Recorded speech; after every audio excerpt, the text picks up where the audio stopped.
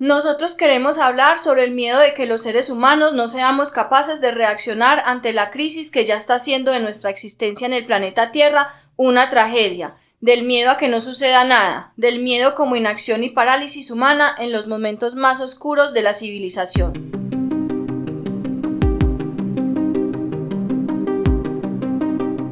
Esto es Ojos del Bosque. Reflexiones sobre el supremacismo humano, la crisis ecosocial y la degradación del planeta.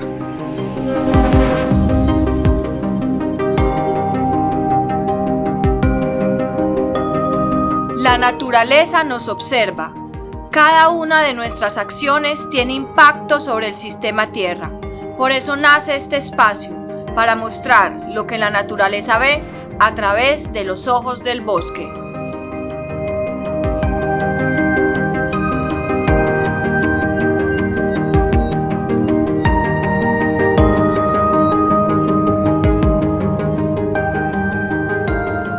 Esa cita es de un libro que se llama El ocaso de la naturaleza, que fue editado por la doctora Paula Mira y el doctor Sergio Muñoz Fonegra, de la Universidad de Antioquia. Increíble, ¿no? Ese es el prólogo apenas. Sí, y lo más increíble de todo es que el día de hoy tenemos como invitada muy especial precisamente a Paula Mira, que nos acompaña desde el Instituto de Filosofía de la Universidad de Antioquia, específicamente el grupo de investigación ética. Y Paula, pues aparte de que la conozco en la vida real, por otras situaciones, pues la he admirado muchísimo toda la vida porque es una de las personas que más sabe, me atrevo a decir yo, en Colombia y en quizás hasta Latinoamérica del tema de la ética animal. Estamos súper honrados de tenerte aquí. Como te dije fuera de micrófonos, alcancé a leer el capítulo, por lo menos el capítulo que tú escribiste sobre el libro, pero antes de empezar, ¿por qué no nos dices un poquito de quién eres tú y dónde trabajas y en general a qué te dedicas? Bueno, primero que todo, muchas gracias Juliana y profe Juan Camilo por la invitación. Para mí es un honor estar aquí, una alegría compartir además con la Corporación Raya, quien conozco hace muchísimos años, y a Juli en lo personal.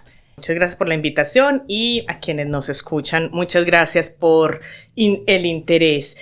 Bueno, pues como les contaron, mi nombre es Paula Cristina Mirabor, que yo soy profesora de filosofía en el Instituto de Filosofía de la Universidad de Antioquia. Mis áreas de trabajo, como la Juliana les contó, pues están en la ética animal, pero también en la filosofía griega, en la literatura y bueno, la ética en términos generales, la clásica y la contemporánea.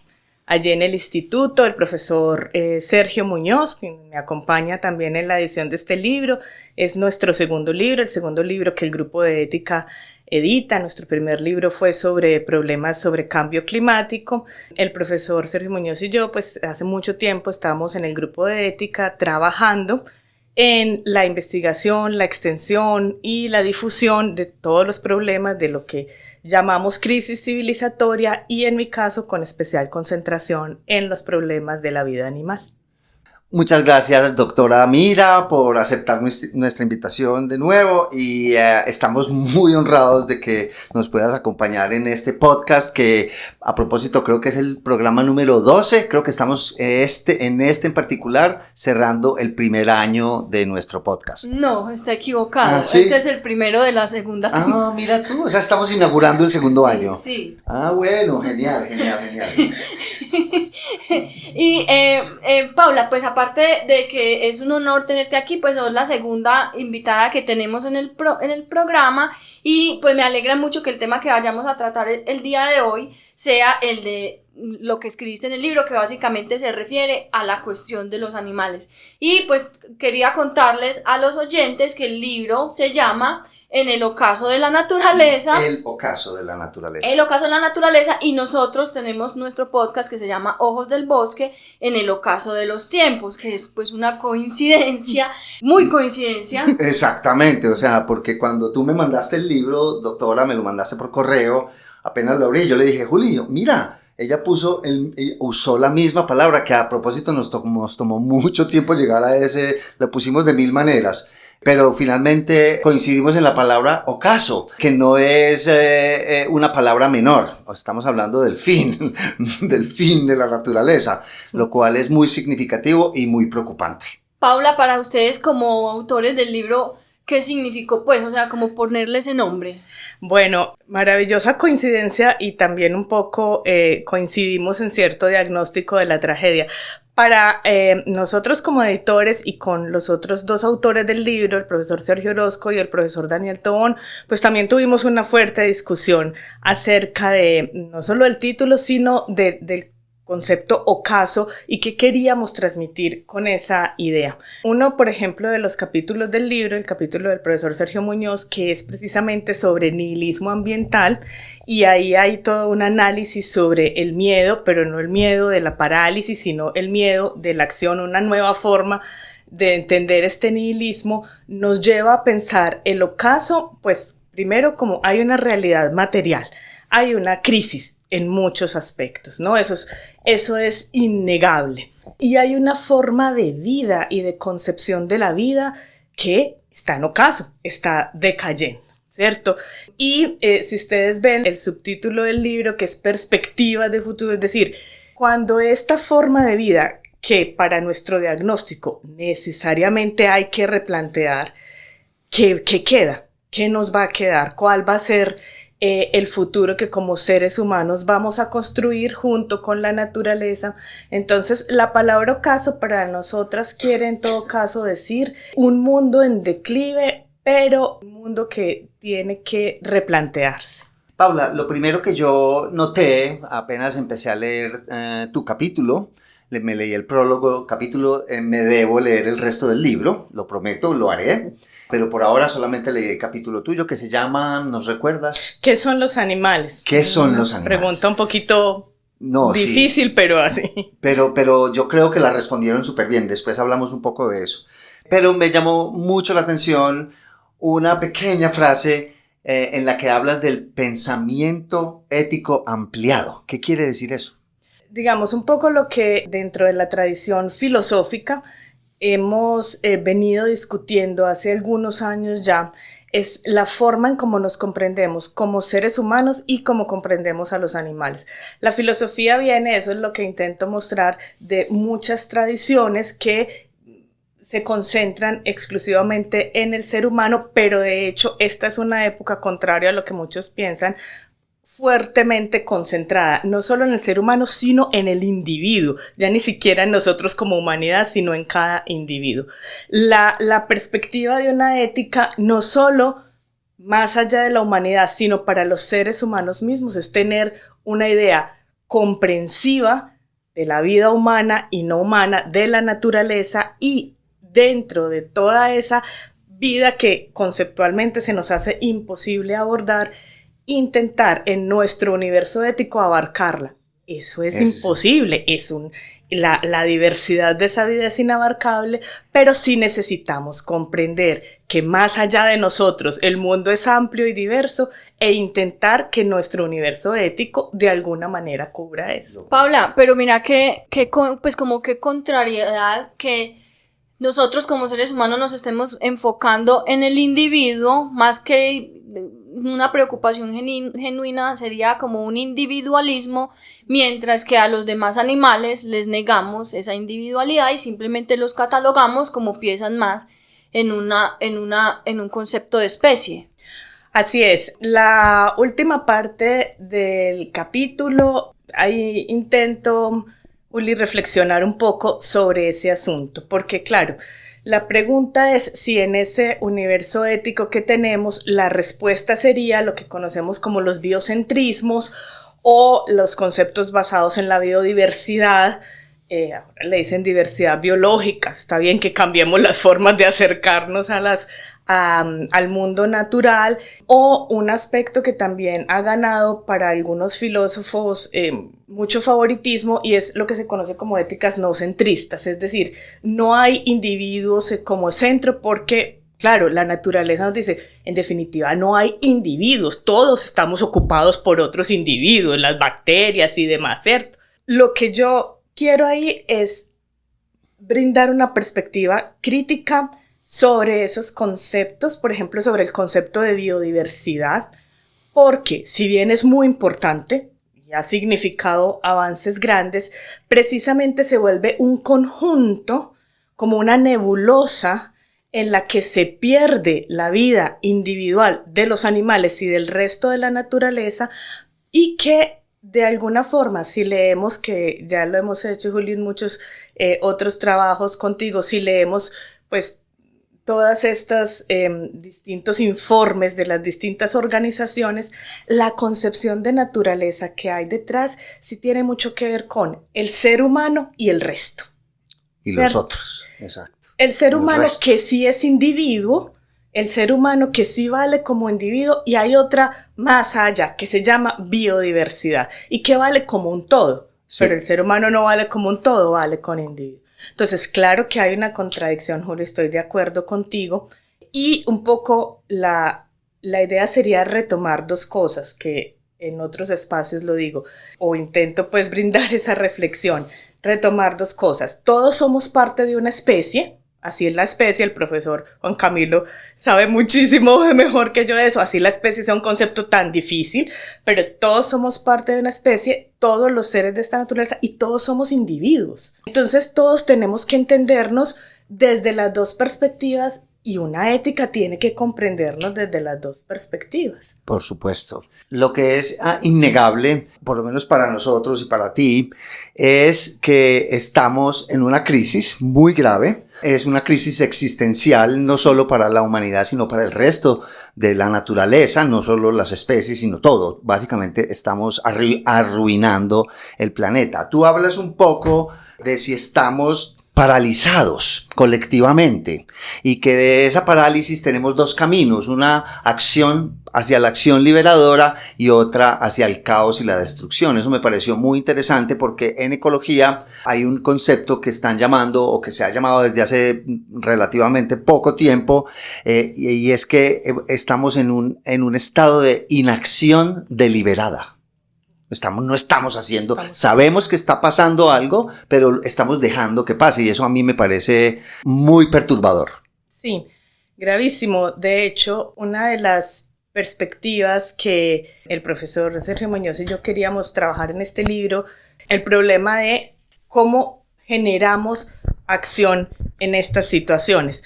Hace unos días alguien me decía, antes de que sea demasiado tarde, yo diría, no, ya es demasiado tarde, en muchos aspectos para la vida animal, por ejemplo, en muchos aspectos ya es demasiado tarde.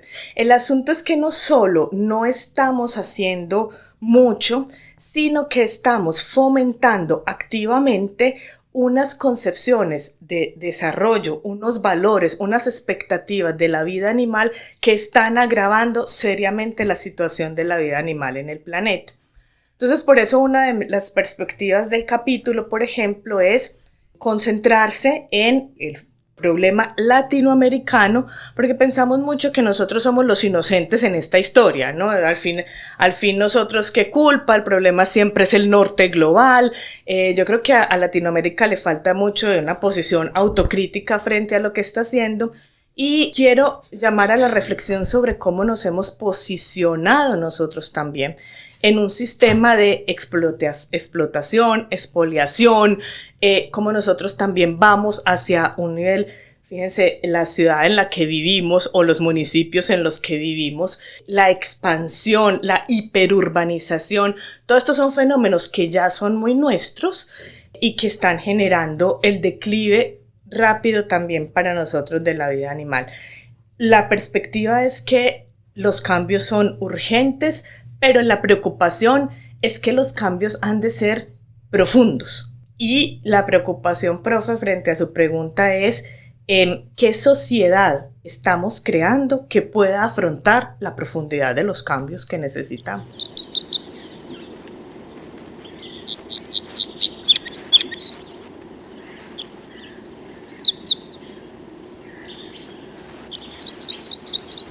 Es que yo creo, Paula, que finalmente no estamos creando esa sociedad, o sea, somos muy poquitos, y yo creo que el profesor va a preguntarle ahorita algo de eso, pero Así como usted en el capítulo menciona pues como a Aristóteles y a otros pensadores de ese momento, quizás sean los rebeldes de esa época, y que somos nosotros ahora, ¿cierto? Los que nos estamos preguntando todas estas cosas, los que estamos llamando la atención y peleando y bregando con todas las fuerzas de nuestro corazón a ver si de pronto logramos un cambio colectivo, porque finalmente un cambio individual en este caso no muy chévere. O sea, yo no digo que hay que hacer los cambios individuales, porque finalmente caemos también en eso de, no, entonces como nadie lo hace, pues yo tampoco, como no voy a lograr nada, yo tampoco, porque finalmente no lo hacemos por el resultado, sino porque, voy a decirlo así, es lo correcto o es lo que es el deber ser. Entonces, no estamos creando esa sociedad, no estamos creando esos valores, y todo lo contrario está sucediendo, diría yo. O sea, los valores de la sociedad cada vez están más extraños. Sí, es difícil siempre caer en un diagnóstico social, pero intentémoslo de alguna forma.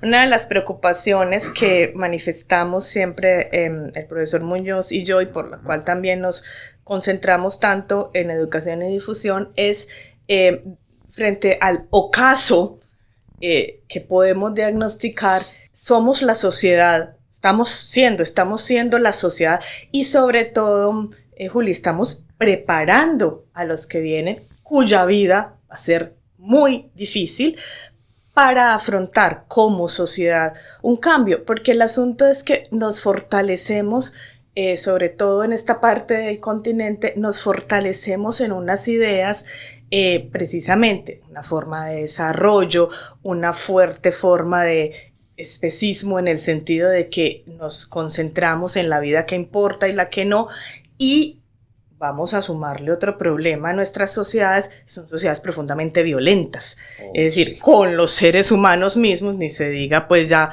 con los animales. Es decir, tenemos un problema social grande, tenemos una urgencia de tiempo también grande, y ahí compartimos el problema. Estas sociedades que cada vez se entienden menos como comunidad, todas las de Aristóteles, y yo vuelvo a Aristóteles también, porque si algo resalta Aristóteles es que la buena vida es una buena vida en comunidad. Los individuos importamos sin duda para la ética muy especialmente, pero no nos entendemos hace tiempo como comunidad. Entonces todo el tiempo es lo que yo piense, lo que yo perciba, como yo me entienda, como yo me identifique. No restemos importancia a eso, pero fíjate que en el mundo ético, si yo me cierro en mí mismo, el mundo ético no es posible, porque la ética necesita descentrarse del yo. Por supuesto. Yo no puedo seguir siendo el centro del asunto. Así que yo creo que en este momento nos falta mucho camino por recorrer. Creo que hay cosas que sí han avanzado, que en esta sociedad estemos haciendo este ejercicio que antes era, lo sabemos, impensable, pero sí, el camino es posible, pero es difícil.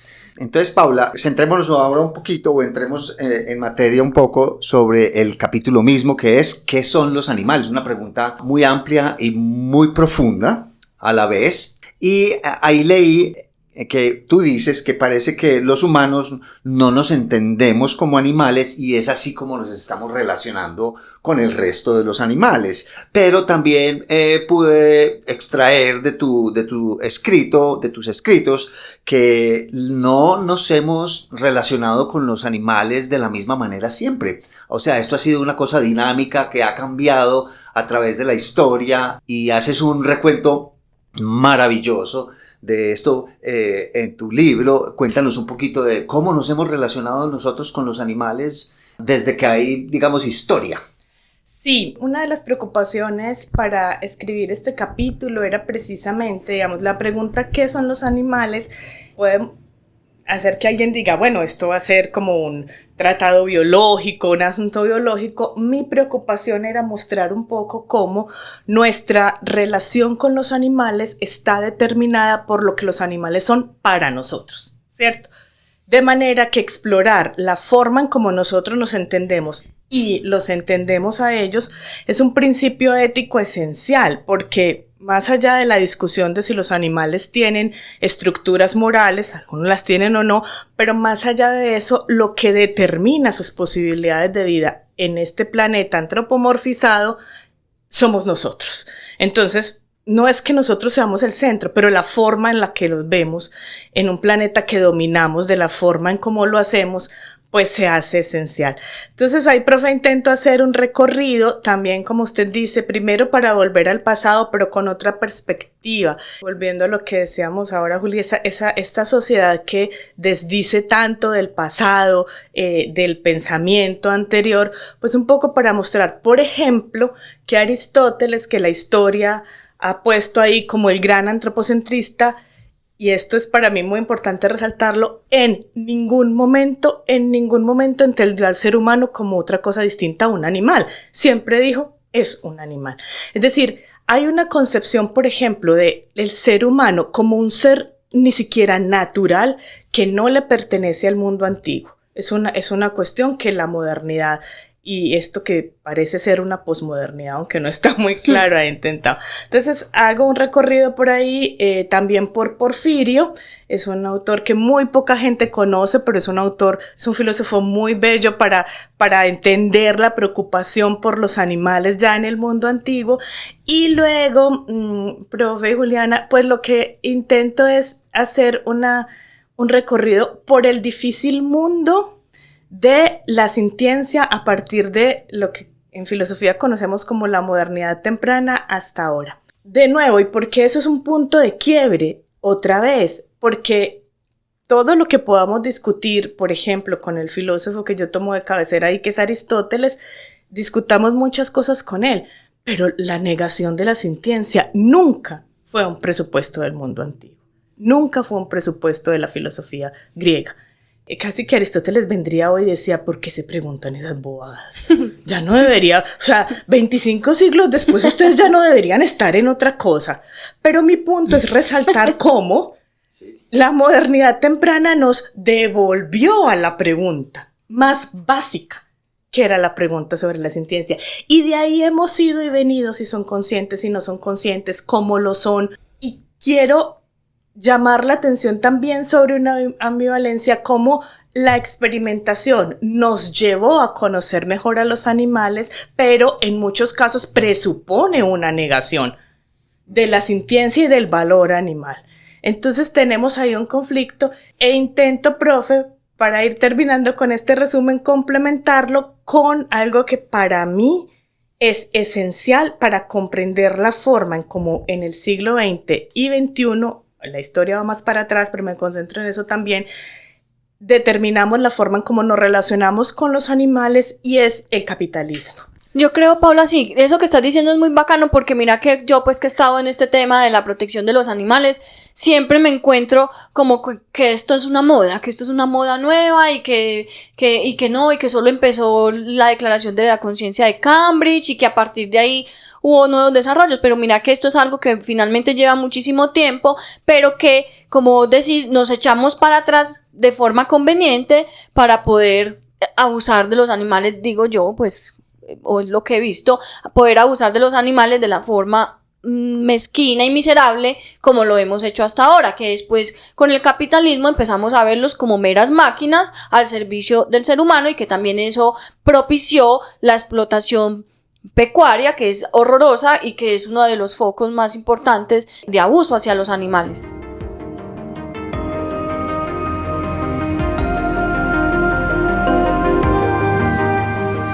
Ojos del Bosque, con Juan Camilo Jaramillo y Juliana Barberi.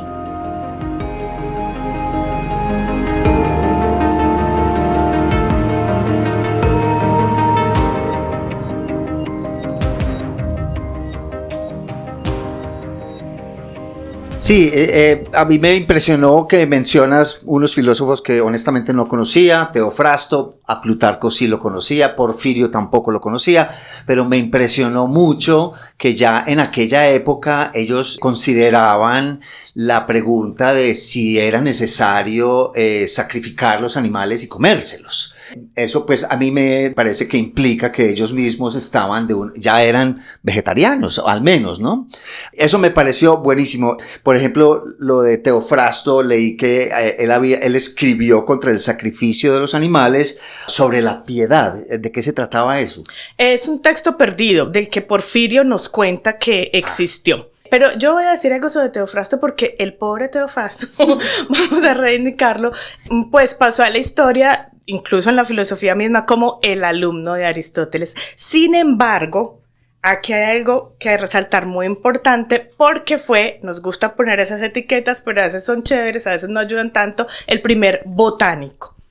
Teofrasto se dedicó al estudio de las plantas y tiene una obra maravillosa del estudio de las plantas y a diferencia de su maestro que tiene textos, lo que conocemos biológicos, Teofrasto sí tiene textos, lo sabemos por Porfirio, su obra no fue tan cuidada lamentablemente, donde ya tiene una pregunta ética por la relación precisamente con los animales. Plutarco y Porfirio también la tienen y en esta línea de los nuevos platonismos, no voy a hacer aquí disquisiciones filosóficas, pero muchos de estos filósofos, de hecho, para volver a lo que también Juli decía, como que alguien dice, no, esto de comer carne es una moda de chicos de ahora medio perdidos en este mundo. No, ya había una pregunta esencial por el consumo de animales, también una crítica, por ejemplo, a las tradiciones, en el caso de Porfirio, tradiciones cristianas del sacrificio, tradiciones no cristianas, perdón, de sacrificio de animales.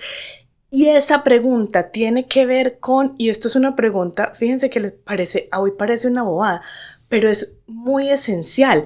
¿Qué hago con mi cuerpo y qué le llevo a mi cuerpo? Lo que ellos entendían es que, por ejemplo, ya también desde una tradición pitagórea, es que si yo, por ejemplo, soy un creyente, como lo eran los pitagóricos, de la reencarnación, pues en cualquier momento ese ser que está ahí es un alma que pudo haber convivido conmigo, es un alma que puede haber sido un ser humano. El punto que yo también quiero resaltar ahí, profe, es que todos estos filósofos, por ejemplo Porfirio, nos llama a preguntarnos no solo qué hago con los animales, sino con mi propio cuerpo, qué estoy introduciendo en mi propio cuerpo. Nosotros, es un poco fuerte, pero en la línea que trabajamos en que decimos, pues hay que pensarse, son cadáveres de animales que vienen de la explotación. Entonces, profe, toda esta línea es para volver a decir sí, como dice Juli. La pregunta no es nueva, faltaron, hay muchos grandes filósofos que la han hecho, y las sociedades, esto hay que decirlo, la pregunta era importante antes, pero las sociedades que concentran de manera tal todos sus aspectos de vida en la explotación animal, no eran esas, son las nuestras. Son las nuestras. Es que eso es lo que me quedó súper claro. Para mí no estaba claro esto. Yo pensé que los humanos nos habíamos comportado desde la domesticación de las plantas y de los animales de la misma manera, pero evidentemente no. Veo que escribes o vi que escribías en tu libro que Porfirio, por ejemplo, negaba que Dios o los dioses habían creado a los animales para servirnos a nosotros. Eso no parecía ser verdad. Entonces mi pregunta en este momento es, ¿eran estos unos pensadores elitistas que eran ellos los que pensaban eso y la masa, digamos el resto de la sociedad griega pensaba distinto, o esto era una cuestión de toda la sociedad? En ambos casos, tanto para el caso de Aristóteles, Teofrasto, como para Porfirio, en general, profesor, es una pregunta supremamente difícil por lo siguiente. Incluso si uno se va la ilustración, ¿es algo que sucedió a todo el mundo o es algo que sucedió en algunos pensadores mientras la masa era analfabeta? ¿Cierto? Entonces, claro, esa pregunta es porque las doctrinas de pensamiento todas tienen un pequeño nivel de elitismo, en el sentido de que todas requieren que las personas se dediquen, ¿no? De forma que nosotros hoy entendemos casi académicamente a formas de pensar y reflexionar. Y no es que todo el mundo lo haya hecho así. Y lo segundo es que no tenemos tanta evidencia de las formas de pensar, digamos, de la gente del común en todas las épocas. Eso es un problema. Sin embargo, habría que decir que, por ejemplo, pongo un ejemplo de algo que quiero resaltar en el capítulo. Suele haber esa idea de que lo que llaman pueblos originarios, esa palabra pues es un problema, pueblos originarios no hay, todo pueblo viene de otro lado, pero lo que llaman pueblos originarios americanos también estaban ya de una vez antes de la conquista en un nivel amplio de explotación. Y a partir del trabajo con un historiador, Melo, cuyo nombre siempre se me olvida, lo siento, lo que intento mostrar ahí es que, por ejemplo, el historiador dice, falso, su forma de alimentación era muy distinta, esa forma altamente carnista llegó con la conquista y en realidad ellos fueron forzados a dejar una forma de alimentación. No, pues el consumo de carne lo había, pero no fuertemente carnista, una forma de alimentación mucho más variada y la unificaron cuando llegaron los españoles. Obligados por los españoles. Obligados, sí. Voy a hacerme una publicidad con el debido respeto. No, y adelante, es que adelante. en otro texto que acaba de salir también, en otro libro, donde trabajo el asunto de moral del consumo de carne en América Latina, intento, a partir de una investigación, mostrar cómo el carnismo desaforado ni siquiera era una realidad latinoamericana. Es una realidad latinoamericana, sobre todo en las postrimerías del siglo XX y a principios del siglo XXI. Yo creo, profe, que es muy difícil decir quiénes sí y quiénes no, pero a partir de lo que yo he podido investigar, todo esto lo estamos poniendo a discusión. Creo que las sociedades más fuertemente carnistas son las nuestras. Las latinoamericanas.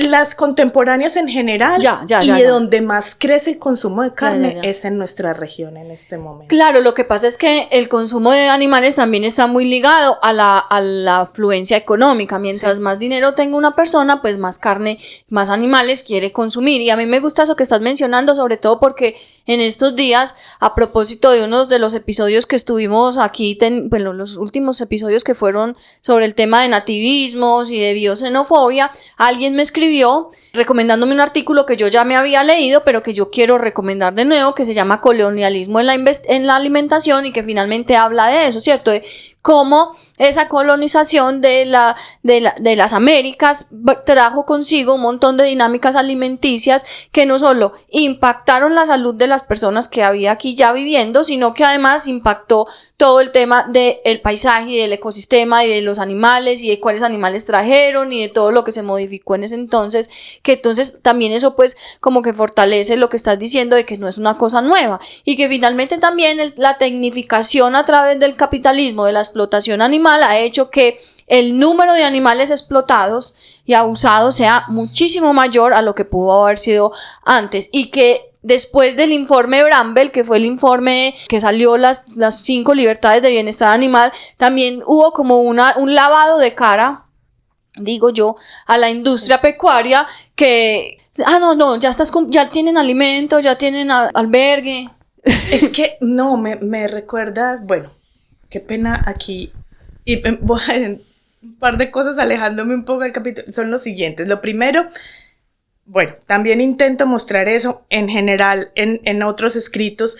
El antropocentrismo es y esto es lo que hace más difícil replantear éticamente nuestra relación con los animales. El antropocentrismo hace parte de la estructura de verdad milenaria de la forma en cómo vemos el mundo de los seres humanos, precisamente por lo que dice el profe. La posibilidad de domesticación influyó mucho en la forma en cómo hemos entendido los animales. Sin embargo, eso es una cosa, eso es lo que intento mostrar, y otra cosa es el antropocentrismo que, acompañado de ciertos desarrollos científicos, se consolidó como una negación de la individualidad animal, de la conciencia, de la sintiencia, una justificación de la explotación, hasta llegar a lo que yo también considero, Juli, es a partir de las posibilidades tecnológicas, su forma más violenta. Porque claro, nosotros podemos decir, los griegos comían o no comían carne de una manera mucho más limitada por limitaciones de mucho tipo, también técnicas y demás, pero sin duda este es el momento más violento de esa forma de antropocentrismo. Y esa idea, digamos, de colonialismo es supremamente importante porque cuando intentamos, lo discuto con muchos otros compañeros que lo hacen, siempre se nos dice, a ti Juli también te lo han dicho, como queremos imponer el veganismo, por ejemplo, en sociedades pues no occidentales y demás, y nunca nos preguntamos a raíz de la pregunta también del profe, primero que todo, cómo eran esas sociedades antes de la imposición capitalista de formas de vida. Es como si siempre hubiéramos sido así. Nunca nos preguntamos si otras posibilidades de vida existían y si las podemos recuperar o cambiarlas ya.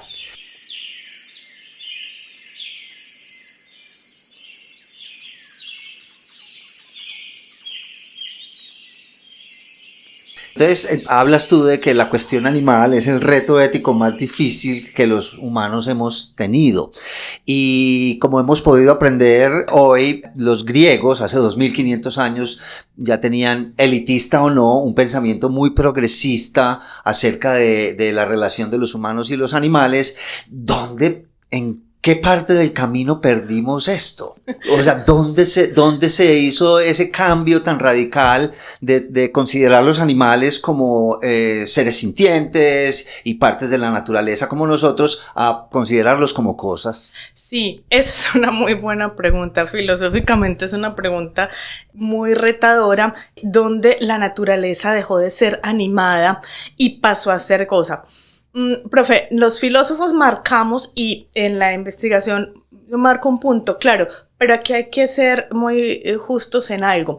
Los cambios de pensamiento no son cambios abruptos, no se dan de la noche a la mañana, siempre son procesos a los que es muy difícil encontrarles un comienzo, ¿verdad? Sin embargo, nosotros marcamos esta suerte de ruptura en lo que conocemos como la modernidad temprana y en general en la modernidad. Poco intento mostrar en el capítulo cómo precisamente a partir de ciertos desarrollos filosóficos de la modernidad y también de desarrollos científicos, conforme empezamos a tener incluso más posibilidades técnicas de comprender a la naturaleza, más nos fuimos alejando de ella. Eso tiene muchas aristas. Una de ellas, que es supremamente problemática, es que, intento hablar también en el capítulo del tema, la ciencia empezó a comprenderse como yo estoy aquí y tú eres el objeto allá, es decir, se distanció de ese objeto de una manera tal que ese otro objeto dejó de ser un ser vivo animado.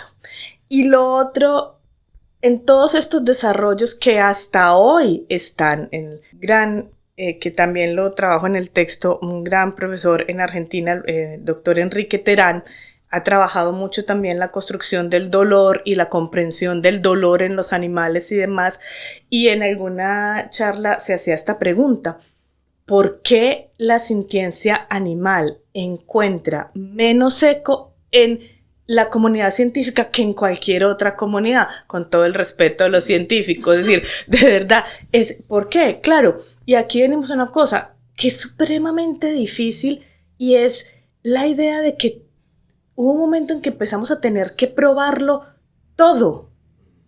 Y uno dice, así no puede funcionar el mundo. De ahí que el pensamiento, profe, ustedes en la biología, o sea, yo no puedo probar la vida en su totalidad. Absolutamente no, claro. No puedo ¿Cómo sienten los insectos?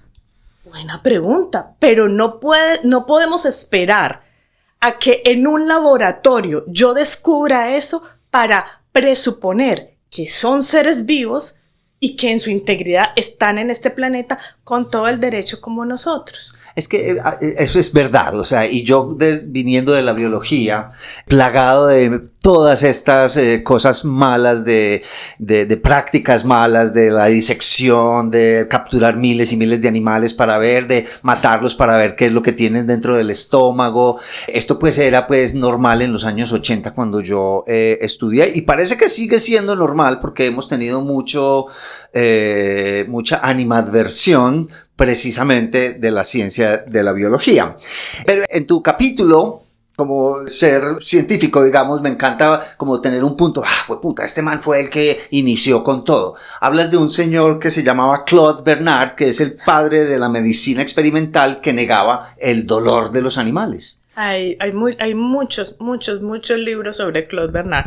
Es una de las figuras más polémicas en lo que tiene que ver con la vivisección, la ética animal y la ciencia, porque ojo, aquí tenemos un problema muy serio. Mucho de lo que se sabe y de lo que se supo en ese momento de fisiología animal se supo a partir de estos experimentos, ¿no?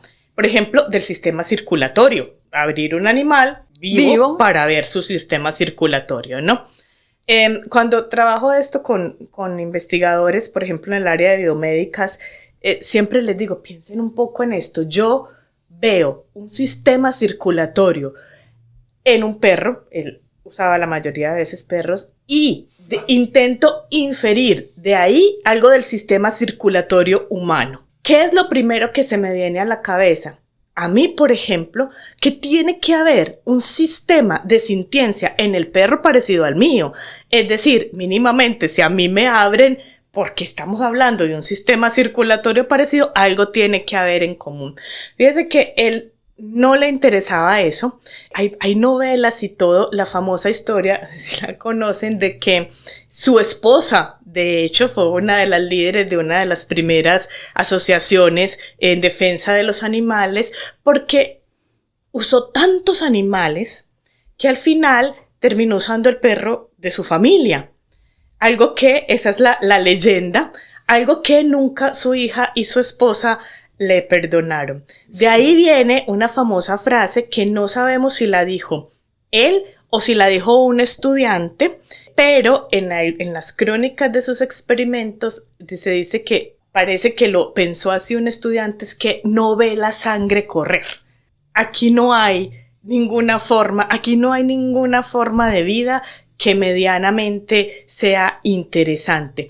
Y aquí siempre me gusta resaltar, profe, un libro de la maravillosa filósofa Alicia Puleo, que trabaja en ecofeminismo y otro mundo posible. Es un muy buen libro, un concepto que ella llama la ilustración olvidada, frente a estos experimentos de lo que ahí se llama el animal autómata, el animal como un autómata, la comprensión del animal autómata. Yo siempre lo intento decir en las clases, que me entiendan, es la comprensión del animal que más ha fortalecido la experimentación en animales. Está muy ligada a la ciencia, el animal es un autómata. Hoy la hemos revertido un poco, pero sigue siendo inherente a muchos estudios. Entonces, ella lo que nos cuenta, por ejemplo, es cómo las mujeres se aterraban, se desmayaban, o sea, ¿qué es este horror?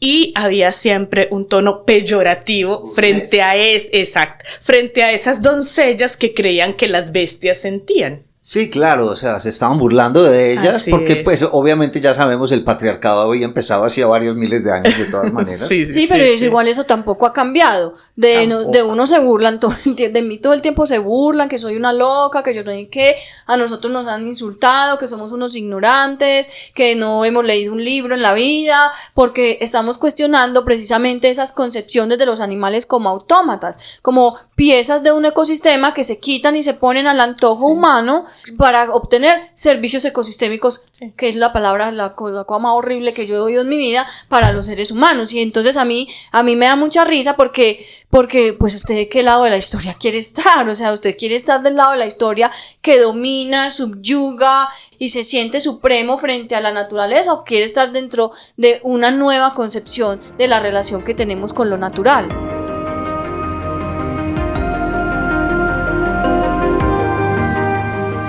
Ojos del Bosque, un podcast para hablar del ocaso de nuestros tiempos.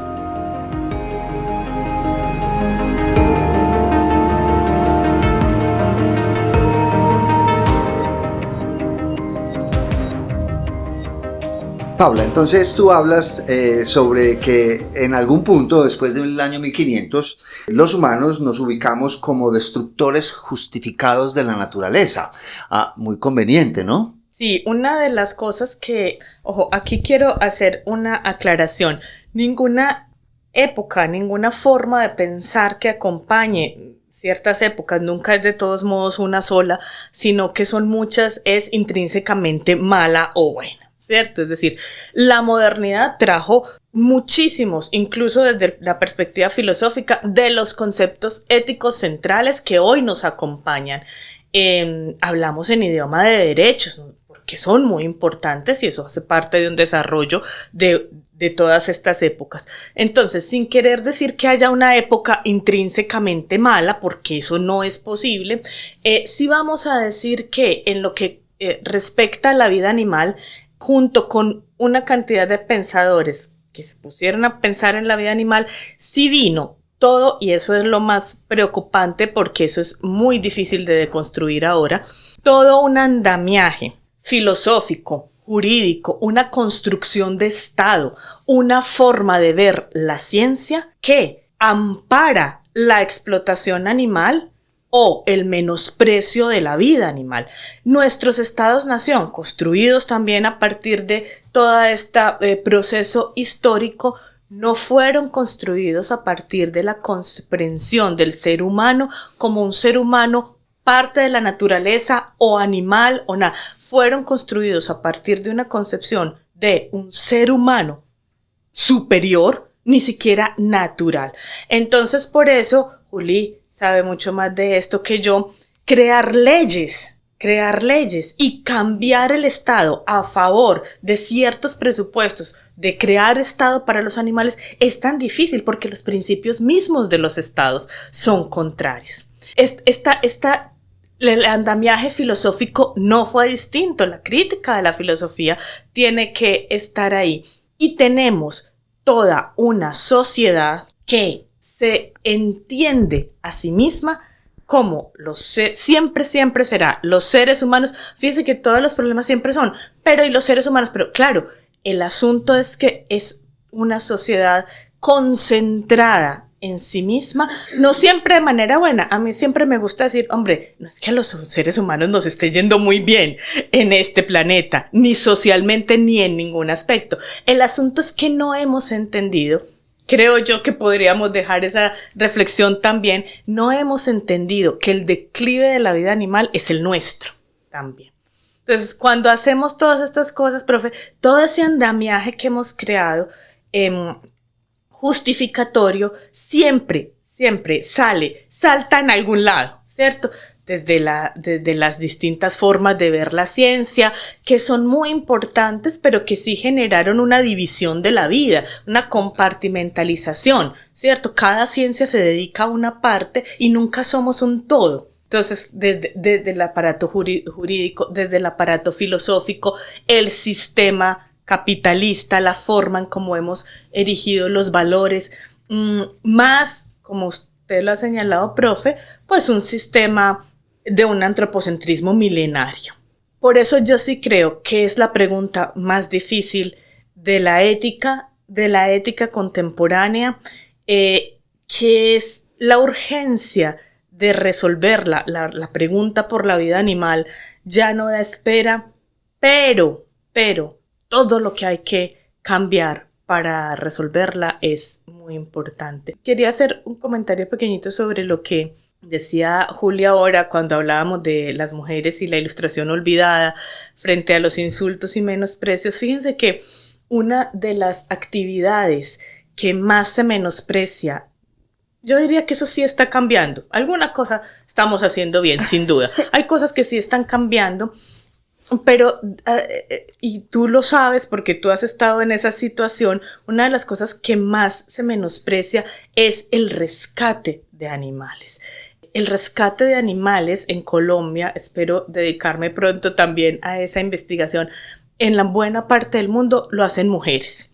Y lo hacen mujeres a costa de su salud mental, de su bienestar económico y en condiciones terribles. Es decir, yo he conocido, pero insisto, Juli sabe mucho mejor de eso, en condiciones horribles donde las mujeres no comen y van a ver.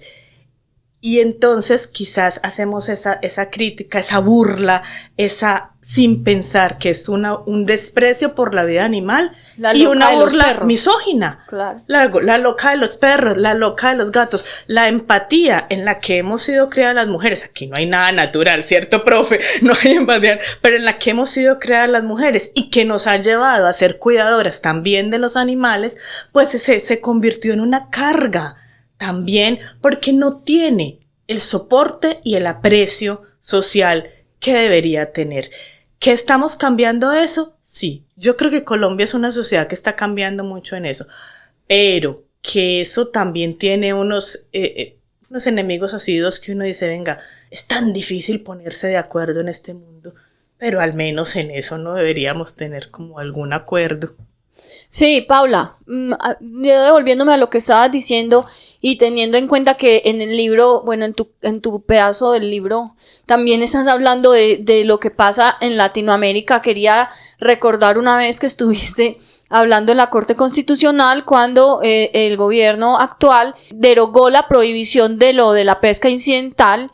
Y vos decías claramente ahí que el argumento era, ay no, pero las personas, entonces estas comunidades raizales y estas comunidades yo no sé qué, y de qué van a vivir y cómo los vamos a demonizar, pero finalmente yo también hablaba con vos en el chat, mientras vos estabas allá, hablaba con vos en el chat, que también es una forma muy condescendiente y paternalista de casi obligar a las personas a que vivan en la miseria, teniendo en cuenta, por ejemplo, que la pesca ya no va a ser lo mismo que era antes, que las personas no van a poder depender de la pesca como lo hacían antes, porque todos los peces del mar, pues, o se están ahogando en plástico o ya se los comió alguien, pues, ¿sí o no? Entonces, como que, ¿cómo vamos a destinar o a obligar a estas comunidades a que sigan viviendo de eso cuando ni siquiera va a haber lo suficiente para que ellos puedan vivir? Y entonces es eso cuando vos decías, entonces, ¿qué van a vivir los seres humanos? Pues, vos decías muy claramente, es que la moral no tiene límites. A mí eso me quedó súper clavado,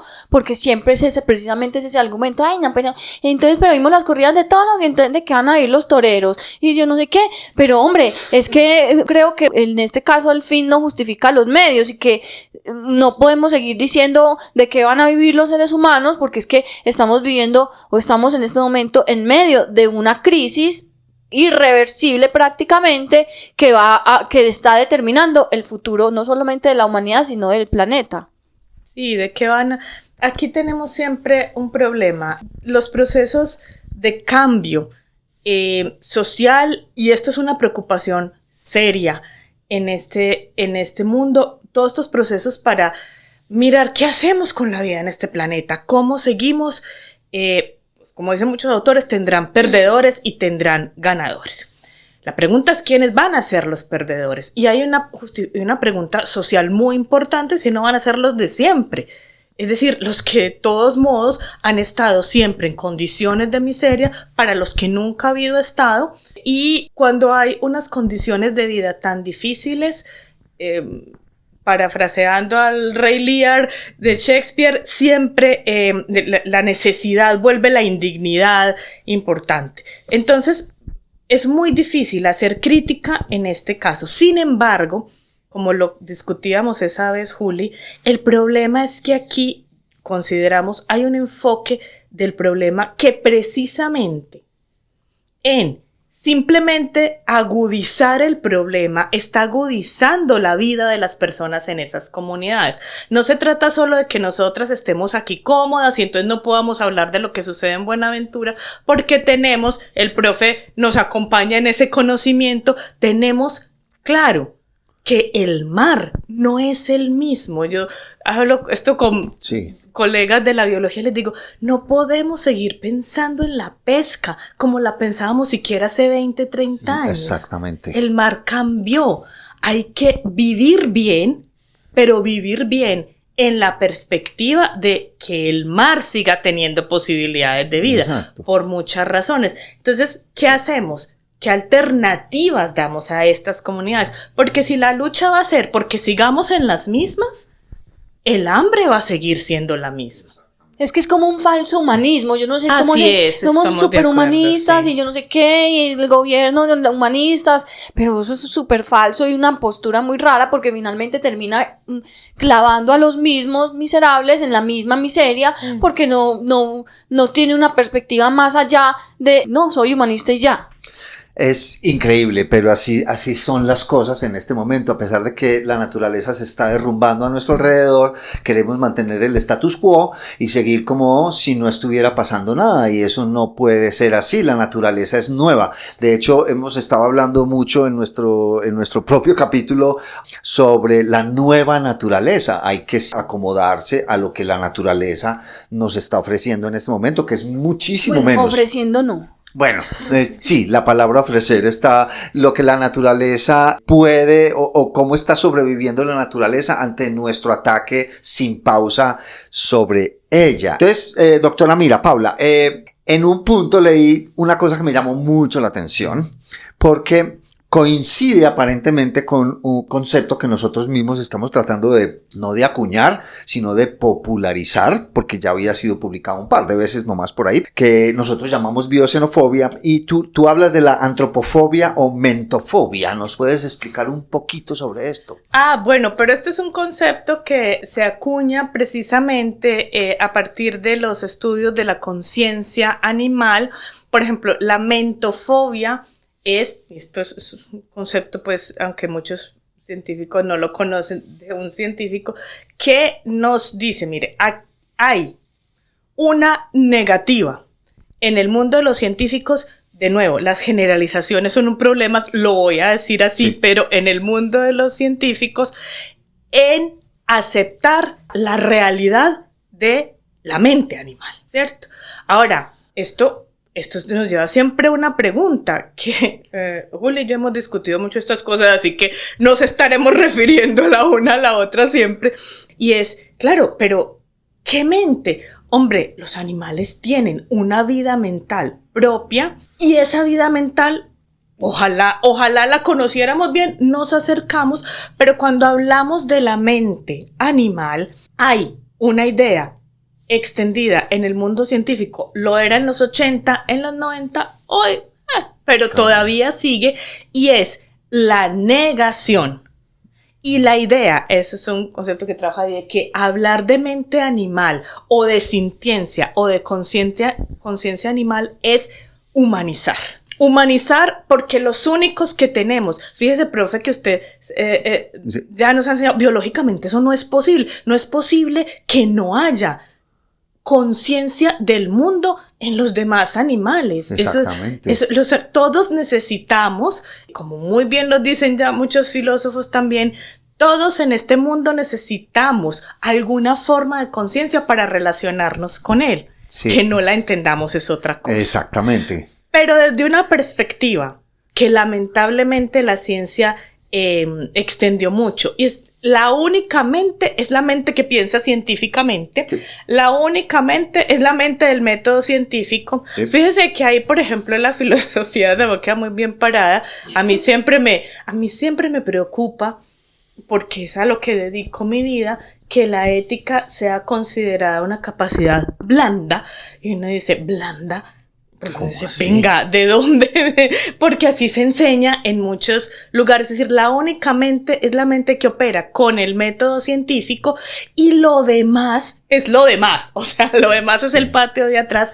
Y eso, para la vida animal, tiene consecuencias serias, porque la mentofobia es una forma de decir, nosotros somos los únicos que habitamos este mundo con conciencia, lo demás es, como decía Juli, ese mundo que entendemos como recursos, como servicios ecosistémicos, si vamos a la cotidianidad, como carne o como madera, vestido, o como, es decir, nunca es un mundo que por sí mismo tiene formas de estar aquí. Lo que pasa es que nosotros, yo creo que una de las cosas que más debemos entender es que nosotros como seres humanos somos falibles. Nuestro conocimiento es tan limitado que pretender que realmente este mundo está conociendo, que podemos conocer con exactitud este mundo, no es posible. Y ahí le hago una cuñita al capítulo del profesor Sergio Orozco, porque él hace una crítica precisamente, o una forma de mirar cómo las ciencias ambientales no pueden ser entendidas a partir de ese mismo aparato objetivista que otras ciencias, es que su objeto es la vida. Y sin embargo, no es esta la principal meta de, por ejemplo, la biología de la conservación.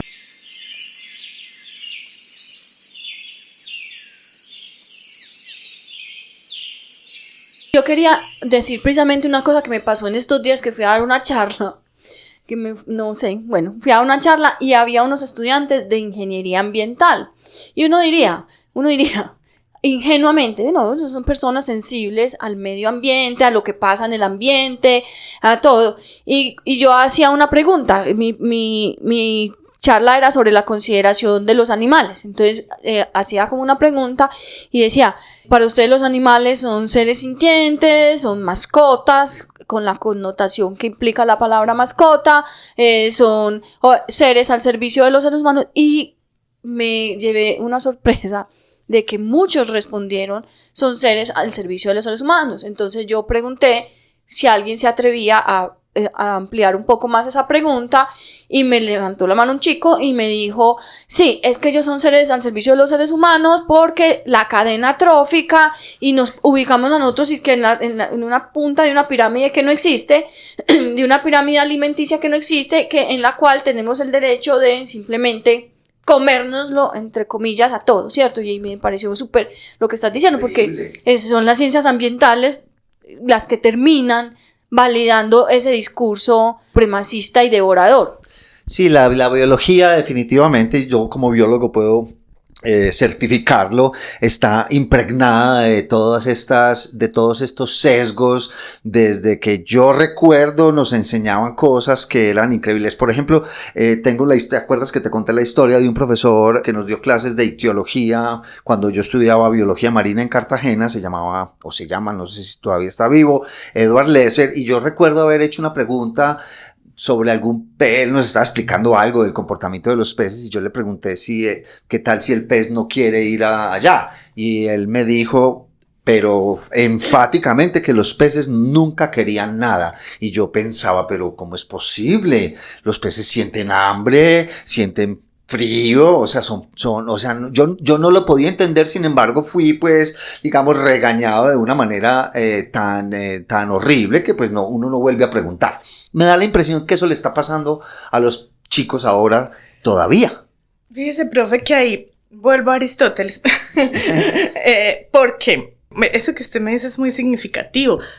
Cuando Aristóteles, en sus muchos textos que hoy llamamos textos biológicos o zoológicos, describe la acción animal, porque lo llama así, aunque muchos filósofos también dirían, no, la acción solo es humana, pero Aristóteles escribe, precisamente va a lo mismo. Los animales tienen, es una cosa tan básica, tienen hambre, y funcionan también a partir del deseo, y funcionan también a partir de cómo se relacionan con eso. Y cuando hablamos de la mentofobia, por ejemplo, una de las cuestiones que más nos gusta también desde esta perspectiva filosófica analizar, pero ojo, de nuevo, los primeros que somos para nosotros mismos objeto de crítica somos los filósofos, porque la supremacía humana ha sido también una construcción filosófica de muchos siglos. Entonces empecemos por hacer crítica en la casa, no hay ningún problema, pero si vamos más allá, porque la cadena trófica casi que nos la enseñaron, me gusta decir, mire, una cosa es la cadena trófica como una realidad material, y otra cosa es la cadena de valores que usted infunde a la cadena trófica, ¿cierto? Entonces, claro, la posibilidad de alimentarse de otros seres no hace a ningún ser superior, porque usted está ahí ya haciéndose un juicio de valor. Usted no está describiendo algo, sino está diciendo hay seres mejores que otros por estar en esta u otra situación. Y aquí hay un problema con las ciencias, y lo que te pasó a ti me pasó a mí algunas veces en veterinaria. Porque tengo amigos veterinarios que además considero que hacen una labor difícil, increíble, pero en algunas clases, y quizás también con un afán de comprensión personal, pregunté muchas veces qué es lo que hacen, cuéntenme, ¿para qué? ¿verdad? Hay que decir que la veterinaria no se originó como un estudio de los animales, sino como un estudio para proteger la salud humana, pues conservando la salud animal. Siempre pregunto, ¿cuál es la guía para la profesión? Y encontré muchas veces la respuesta, por ejemplo, garantizar la alimentación humana, garantizar la salud humana. Yo creo que nos debemos una crítica generalizada a todas las áreas del conocimiento, porque todas influyen de alguna forma en lo que yo llamo la crisis de la vida animal. Todas. Yo estimo mucho el derecho porque he encontrado en el derecho grandes aliados de esto, pero todas tenemos que criticarnos. Es decir, todos estamos imprimiendo, también en la forma como enseñamos, también en lo que vamos a decir a nuestros estudiantes, sistemas de valores que están perpetuando esta crisis. Con lo que estás diciendo, quería contar que la ley de ética veterinaria precisamente tiene en su artículo número 12 que los animales son cosas al servicio de los seres humanos. Sí. En este momento, pues en el artículo 9 hacen jurar a los veterinarios por Dios. Sí. O sea, eso en qué siglo está, ¿cierto? Afortunadamente, en este momento curso una demanda de inconstitucionalidad hacia esos dos artículos en la demanda en la cual nosotros estamos haciendo un concepto como programa, porque es increíble que primero que todo esa ley vaya en contravía inclusive de lo que ha dicho de la Corte Constitucional, que ha dicho que los animales no son cosas, pero finalmente también lo que más preocupa es que sea la carrera veterinaria la que jure frente a estos valores de decir los animales son cosas, nosotros simplemente estamos ahí para que las cosas produzcan más, para que nosotros estemos mejor. Definitivamente parece que estuviéramos atrasados en más de un aspecto en todas las ciencias, y vuelvo y juega, me autocritico yo mismo o a mi carrera, que es la biología, porque nos enseñaron cosas que están muy obsoletas y se siguen perpetuando en las universidades. Este tema, por ejemplo, de las especies invasoras que hemos estado promoviendo, no a las especies invasoras, sino el tema de no llamarla invasora, porque las especies pues no invaden, ellas no tienen intencionalidad de invadir nada ni nada. Y me llamó mucho la atención que haya una oposición tan visceral de los biólogos en particular, de mis colegas, acerca de este tema. Y tú anotas muy consecuentemente con lo que nosotros hablamos en nuestro propio capítulo del libro que les hemos estado contando, de que ni los animales domésticos, ni las especies, comillas, abro comillas, invasoras, cierro comillas, son consideradas como parte de la biodiversidad. ¿Qué asidero tiene eso?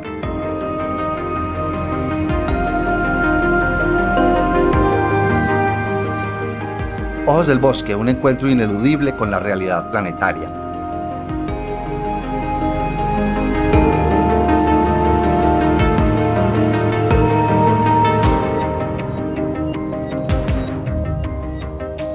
Dos cosillas. La primera, en muchos textos trabajo dos biólogos que también, creo yo, son muy buenos filósofos, que son Max Beckhoff y Carl Safina, que tienen libros maravillosos sobre el tema y precisamente hablan de cómo cambiaron, digamos, cierta forma en cómo los educaron como científicos y buenos científicos, precisamente bajo esa idea de no hable de que el animal quiere a su hijo, por ejemplo, no hable de que la mamá quiere a la cría, en los animales eso no existe. O sea, cosas que debían ser observación y nunca una idea personalizada del animal.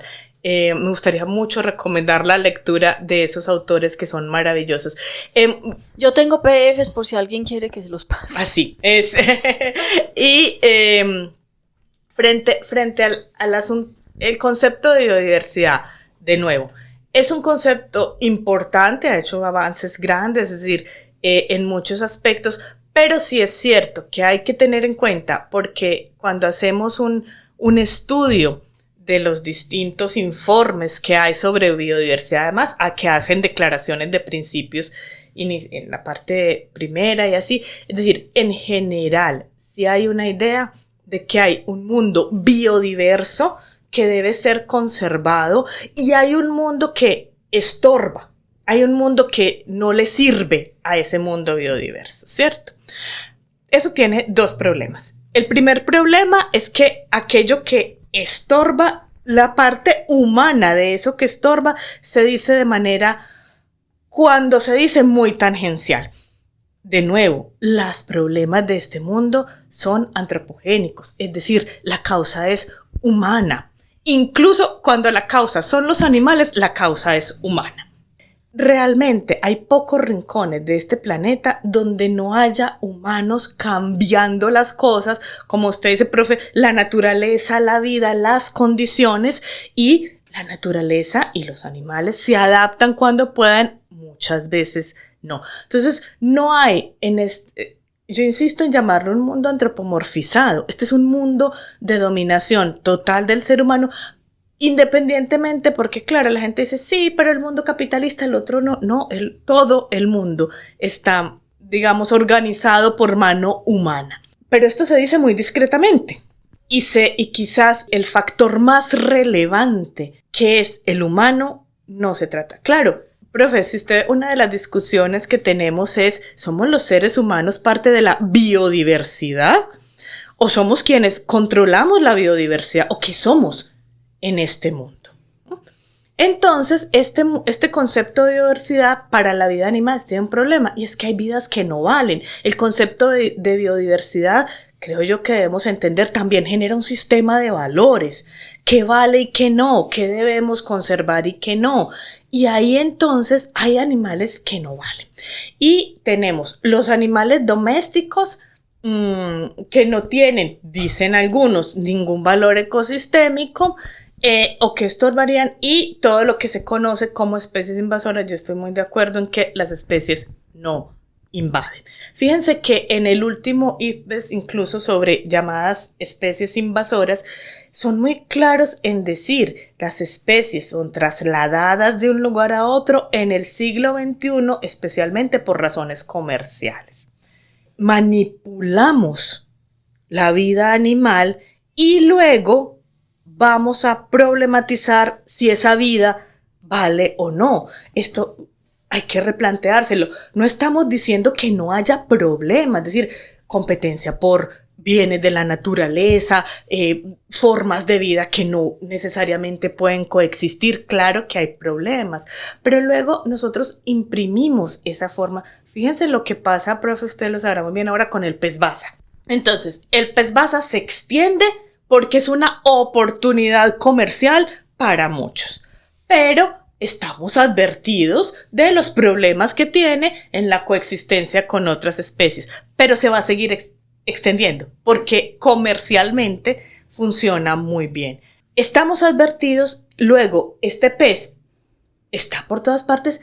Al final, lo que para mí es importante también en el texto, profe y Juli, en general, es decir, los animales en el contexto, los animales nunca son culpables porque no son susceptibles de culpabilidad, nunca podemos decir es culpa de ellos, es decir, es culpa de quienes somos moralmente responsables, que somos los humanos, y en todo caso, el destino animal en este momento lo marcamos los seres humanos.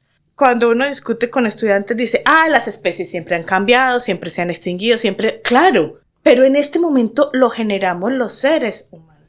Y como usted dice, profe, el asunto es ¿qué vamos a hacer? Vamos a seguir planteando la relación con todas estas especies a partir de un concepto de ecosistemas prístinos que nunca pueden cambiar, o vamos a ver cómo ayudamos a la vida, a los ecosistemas, bajo las nuevas realidades. Eso le llama Fred Pierce, que lo citamos mucho, los ecosistemas novedosos. Así es. No hay un mundo prístino al cual devolverse, y además si hubiera, ¿cuál sería? Hace 100 años, hace 200, hace 1000, hace 1.000.000 de años, 50 millones de años. Es una pregunta muy, pero muy, muy interesante. Paula, mira que cuando vos hablas de esos animales que no tienen lugar o que estorban, hablan de los domesticados y luego hablan de los silvestres, y yo hablo de los que no son ni lo uno ni lo otro. Por ejemplo, las palomas. Sí. Por dar solo un ejemplo, y uno se mira en la práctica lo que sucede con las palomas. Aquí en Medellín, por ejemplo, quienes deben atender a los animales domesticados no atienden las palomas porque se supone que no son domesticadas, aunque son domesticadas, las explotamos hasta más no poder en las guerras, tal, y luego les dimos la espalda. Y luego las autoridades ambientales les niegan atención porque no son silvestres. Entonces, todavía más estas especies que llamamos las liminales o la fauna urbana, que están ahí en ese limbo entre lo doméstico y lo silvestre, todavía más que estorban. Nadie las quiere, nadie quiere tener nada que ver con ellas, y finalmente ponerles esas categorías o etiquetar a los animales nos ha servido mucho para fomentar la discriminación pues hacia ellos. Pues ha sido una conversación maravillosa. Creo que necesitaríamos 2 programas más para terminar con este tema tan profundo, con esta cuestión ética tan importante, la más importante definitivamente en el siglo XXI, en el ocaso de la naturaleza, en el ocaso de los tiempos. Quisiéramos recomendar muy especialmente la lectura de El ocaso de la naturaleza de la doctora Paula Cristina Mira y el doctor Sergio Muñoz. Hay otros autores en este libro. Si alguien está interesado, esto es un PDF de libre distribución, si no estoy mal. Sí, así es.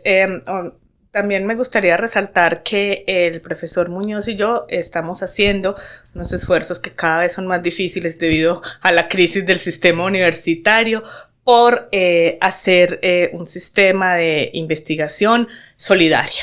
Es decir, queremos que la reflexión se difunda y es en lo posible. Nuestro libro sobre cambio climático también es un PDF de distribución libre, en lo posible pues sin costo. Esperemos que el sistema universitario nos siga acompañando, pero así es. También me pueden escribir a mi correo electrónico paula.mira@uda.edu.co. Con mucho gusto se los envío. Está en el Facebook del Instituto de Filosofía, está en el repositorio digital de la Biblioteca de la Universidad de Antioquia. Ahí lo pueden buscar y lo pueden descargar de manera libre. Bueno, Paula, muchas felicitaciones por este libro, muchas gracias por haberlo haberlo creado, por haberlo puesto gratis para que todos lo pudiéramos leer. Yo creo que, como tú dices, es una reflexión urgente que tenemos que darnos frente a lo que está sucediendo en este momento y a lo que continuará sucediendo con la naturaleza y la relación que tenemos con ella. A nuestros oyentes les recordamos que pueden escucharnos en Spotify, Apple Podcast, YouTube y todas las plataformas de streaming, y que nos dejen sus comentarios, nos den like, compartan estos episodios para que más gente se entere de lo que está sucediendo. Y obviamente tenemos que agradecer a nuestro estudiófano de la estudio quirófano de la Corporación Raya, Red de Ayuda a los Animales, donde estamos grabando en este momento. Muchísimas gracias por acompañarnos y los esperamos entonces en el próximo capítulo.